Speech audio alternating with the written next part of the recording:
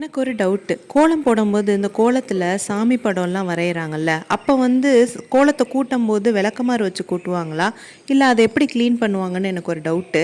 நான் போட்டிருந்த கோலத்தில் அந்த மயில் மேலே பட்டை மாதிரி போட்டு மஞ்சள் குங்குமம் வச்சுருந்தேன். அதை எனக்கு வந்து விளக்கமாத்தால் கூட்டுறதுக்கு மனசு வரல. ஸோ கையால் அதை தள்ளிட்டு அதுக்கப்புறம் விளக்கமாத்தால் தான் எடுத்தேன். இருந்தாலுமே எனக்கு ஒரு மாதிரி உறுத்திக்கிட்டே இருந்துச்சு. இதை பற்றி யாருக்காவது தெரிஞ்சிச்சுன்னா என்னோட டவுட்டை கொஞ்சம் கிளியர் பண்ணுங்கள் கமெண்ட்டில் ப்ளீஸ். என்ன மாதிரி யாரெல்லாம் இதுதான் தடவை மார்கழி மாதம் கோலம் போடுறீங்கன்னு சொல்லுங்களேன். அதனால் ஏகப்பட்ட டவுட் இருக்குது. கோலத்தில் இவ்வளவு இருக்குதா அப்படின்னு நிறையா தெரிஞ்சுக்கிட்டேன். அதெல்லாம் தான் உங்கள்கிட்ட ஷேர் பண்ணியிருந்தேன் பழைய வீடியோஸ்லலாம். என்னோட அம்மா பயங்கரமாக கோலம் போடுவாங்க. ஆனால் இன்ன வரைக்கும் அவங்க கோலம் போட்டதை நான் பார்த்தது கிடையாது. கோலத்தை பார்த்துருக்கேன். என்ன காரணம்னா, நான் ஸ்கூலும் சரி காலேஜ் படிக்கும் போதும் சரி ஒர்க் பண்ணிகிட்டு இருக்க வரும்போதும் சரி 7 o'clock முன்னாடி நான் இன்ன வரைக்கும் எந்திரிச்சது கூட கிடையவே கிடையாது.